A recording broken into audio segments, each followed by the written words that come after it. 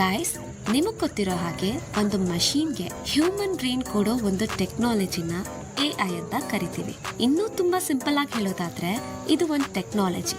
ಇದರಲ್ಲಿ ಒಂದು ಮಷೀನ್ಗೆ ಮನುಷ್ಯ ಯಾವ ತರ ಯೋಚನೆ ಮಾಡ್ತಾನೆ, ಕಲಿತಾನೆ ಅನ್ನೋದನ್ನ ನಾವು ತಿಳ್ಕೊಬಹುದು. ಅದನ್ನ ನೀವು ಕೂಡ ನೋಡ್ಬೋದು.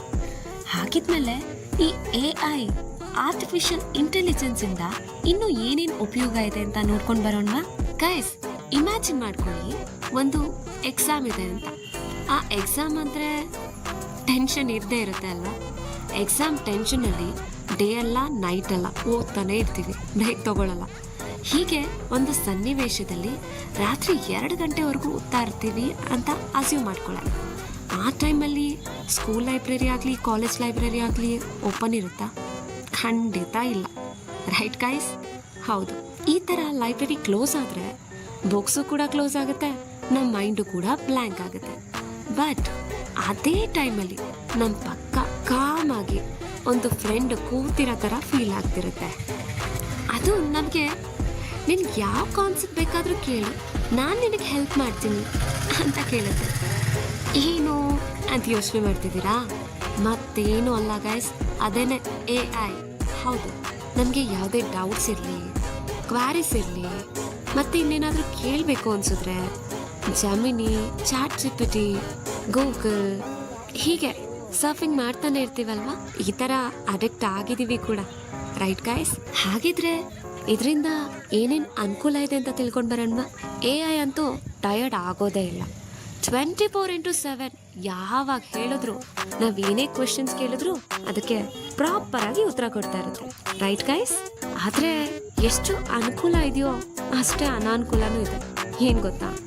ಇದನ್ನ ನಾವು ತುಂಬಾ ಯೂಸ್ ಮಾಡ್ತಾ ಬಂದ್ರೆ ನಾವು ಡಿಪೆಂಡ್ ಆಗ್ತಾ ಹೋಗ್ತೀವಿ. ನಾವು ಸ್ವಂತತೆ ಅನ್ನೋದನ್ನೇ ಕಳ್ಕೊತಾ ಇರ್ತೀವಿ. ಇದು ಎಷ್ಟು ನಿಜನೋ ಸುಳ್ಳು ನನಗೆ ಗೊತ್ತಿಲ್ಲ.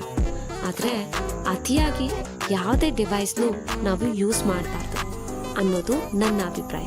ಗೈಸ್, ಹೀಗೆ ನಾವು ಒಂದು ಡಿವೈಸ್ ಮೇಲೆ ಡಿಪೆಂಡ್ ಆಗ್ತಾ ಹೋಗ್ತಾ ಇದ್ರೆ ನಮಗೆ ಡೌಟ್ ಬರಲ್ವಾ?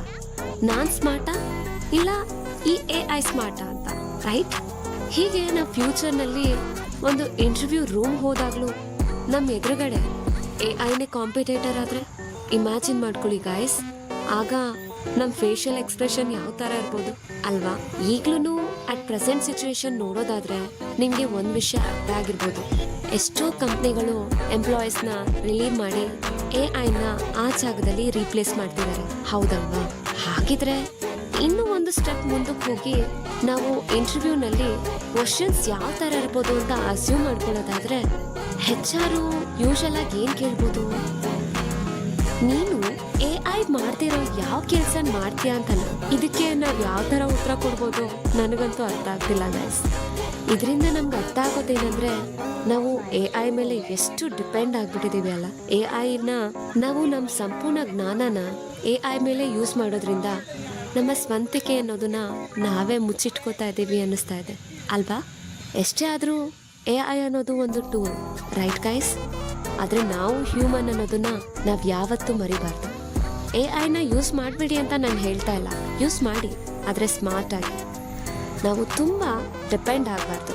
ನಮ್ಮ ಪೂರ್ತಿ ಬ್ರೈನನ್ನು AIಗೆ ಕೊಡೋದ್ರಿಂದ AI ಅದರ ಬುದ್ಧಿವಂತಿಕೆನ ತೋರಿಸುತ್ತೆ, ನಾವು ನಮ್ಮ ಬುದ್ಧಿವಂತಿಕೆನ ಕಳ್ಕೊತಾ ಬರ್ತೀವಿ. ಈ ಟಾಪಿಕ್ ಎಲ್ರಿಗೂ ಗೊತ್ತಿರೋದೆ, ಆದರೂ ನಾನು ಯಾಕೆ ಹೇಳ್ತಿದ್ದೀನಿ ಅಂತ ಯೋಚನೆ ಮಾಡ್ತಿದ್ದೀರಾ?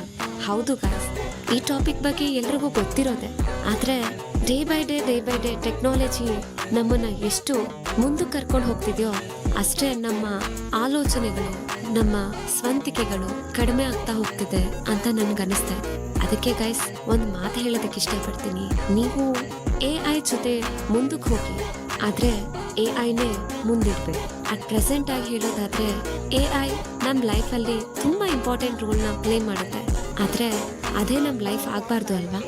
ಸೊ AIನ ಸ್ಮಾರ್ಟ್ ಆಗಿ ಯೂಸ್ ಮಾಡಿ ನಿಮ್ಮ ಬ್ರೈನ್ನ ಆಕ್ಟಿವ್ ಆಗಿ ಇಟ್ಕೋಬೇಕು ಅಂದ್ರೆ ನಿಮ್ಮ ಸ್ವಂತಿಕೆ ಕೂಡ ಇರಲಿ, ನಿಮ್ಮ ಸ್ವಂತ ಆಲೋಚನೆಗಳು ಕೂಡ ಯಾವಾಗ್ಲೂ ಎಕ್ಸ್ಪ್ರೆಸ್ ಮಾಡ್ತಾ ಇರಿ ಅಂತ ಹೇಳ್ತಾ ನಾನು ಈ ಒಂದು ಮಾತನ್ನ ಮುಗಿಸ್ತಾ ಇದ್ದೀನಿ. Bye guys.